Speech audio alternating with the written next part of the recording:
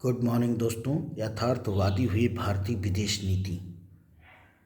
भारत अपनी पुरानी गलती नहीं दोहराना चाहता जब उसने तालिबान से संपर्क नहीं रखा और नुकसान उठाया।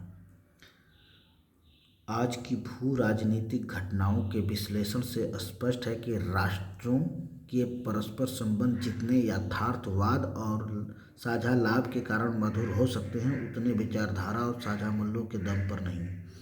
अमेरिका के विषय में तो यह बात द्वितीय विश्व युद्ध के बाद से ही लागू है, जो राष्ट्रपति ट्रंप के दूसरे कार्यकाल में और मुखर रूप से सामने आ रही थी।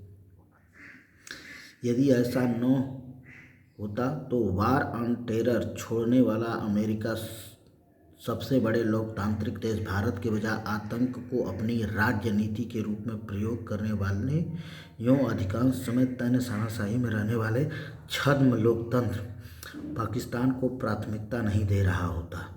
भारत की भी विदेश नीति आदर्शवाद से प्रभावित होकर लंबे समय तक लोकतंत्र, मानवाधिकार और स्वतंत्रता जैसे अपने राष्ट्रीय मूल्यों को विश्व में भारत के अंतर्राष्ट्रीय संबंधों को स्थापित करने का आधार बनाकर चलती रही, जिसके चलते झेलने पड़े।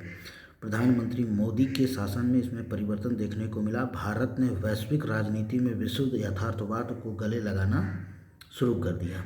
अब भारत इस विदेश नीति में आवश्यकताओं और हितों को अपनी मान्यताओं के ऊपर रखता है और भारत द्वारा अफगानिस्तान के विदेश मंत्री और तालिबान के नेता आमिर खान मुत्की की मेजबानी इसका उदाहरण है। सनद रहे कि मुत्की का संगठन तालिबान किस कट्टर इस्लामिक बहावी विचारधारा का प्रतिनिधित्व करता है। भारत उसका समर्थन करता तो दूर, उसे समझने और स्वीकार करने को भी राजी नहीं था, परंतु यथार्थवादी नीति का प्रदर्शन करते हुए भारत ने मुत्की के स्वागत के लिए कोई कसर नहीं छोड़ी। नई दिल्ली में विदेश मंत्री एस जयशंकर ने आमिर खान मुत्की के साथ मुलाकात की और भारत ने अफगानिस्तान की संप्रभुता, क्षेत्रीय अखंडता और स्वतंत्रता के प्रति अपनी प्रतिबद्धता दोहराई।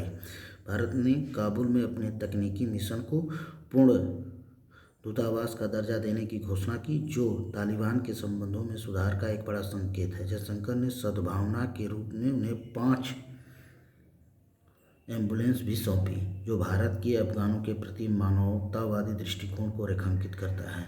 मुत्की ने भी भारत को करीबी दोस्त मानते हुए पारस्परिक विकास और क्षेत्रीय स्थिरता के लिए गहरे सहयोग का वादा किया। कश्मीर को भारत का अभिन्न अंग बताया। मुत्की ने यह आश्वासन दिया कि अफगान क्षेत्र का उपयोग भारत सहित किसी भी देश के खिलाफ धमकी या नुकसान के लिए नहीं होगा। भारत ने 6 विकास परियोजनाएं MRI और CT स्कैनर जैसे चिकित्सीय उपकरण, टीके, कैंसर की दवाएं, संयुक्त राष्ट्र समर्पित नशा मुक्ति सहायता सहित नई मानवीय पहलों को भी वादा किया। इसके इतर मुत्की ने भारतीय कंपनियों को अफगानिस्तान में खनन, ऊर्जा, बुनियादी ढांचे और कनेक्टिविटी जैसे क्षेत्रों में निवेश के लिए आमंत्रित किया। भारत ने अभी तक तालिबान सरकार को औपचारिक मान्यता नहीं दी थी, लेकिन इस दौर में दोनों देशों के बीच संबंधों को मजबूत खुल सकती है। पहले की तुलना में आज के अफगानिस्तान की घरेलू और क्षेत्रीय वास्तविकताएं बदल गई हैं। अफगानिस्तान में तालिबान के समक्ष कोई सक्षम संगठित विपक्ष नहीं है।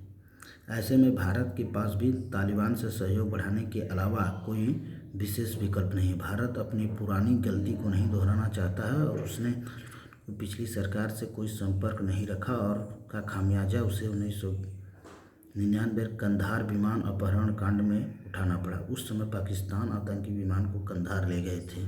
यदि भारत उस समय तालिबान से कोई संपर्क होता तो शायद विमान छोड़ने की शर्तों को कम बनाया जा सकता। भारत ने अफगानिस्तान में लगभग $3 अरब का निवेश किया, जिसकी रक्षा के लिए के साथ काम करना आवश्यक हो जाता है। भारत द्वारा विकसित किया जा रहा ईरान का चाबहार बंदरगाह भी अफगानिस्तान के लिए बहुत, क्योंकि अंतर्राष्ट्रीय उत्तर दक्षिण परिवहन गलियारे के एक प्रमुख पारगमन केंद्र के रूप में इसकी स्थिति इस क्षेत्र में सबसे केंद्र के रूप में विकसित होने की क्षमता प्रदान करता है। तालिबान को अफगानिस्तान की सियासत से बेदखल तो नहीं किया जा सकता, लेकिन दबाव जरूर डाला जा सकता है।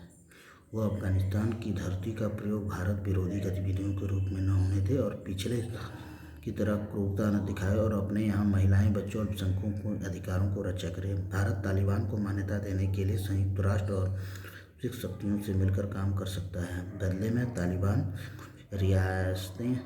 रियायतें हासिल कर सकता है, जिसमें सबसे आवश्यक है कि पाकिस्तान की गतिविधियों पर नज़र बनाए रखने में भारत का सहयोग। हाल में के समय में पाकिस्तान अफगानिस्तान संबंध में काफ़ी कड़वाहट आई है, जिससे अफगानिस्तान के लिए भारत का महत्ता बढ़ी। इसके अलावा चीन के अफगानिस्तान में बढ़ते हुए प्रभाव से करने के लिए भी भारत को तालिबान के साथ चलना होगा।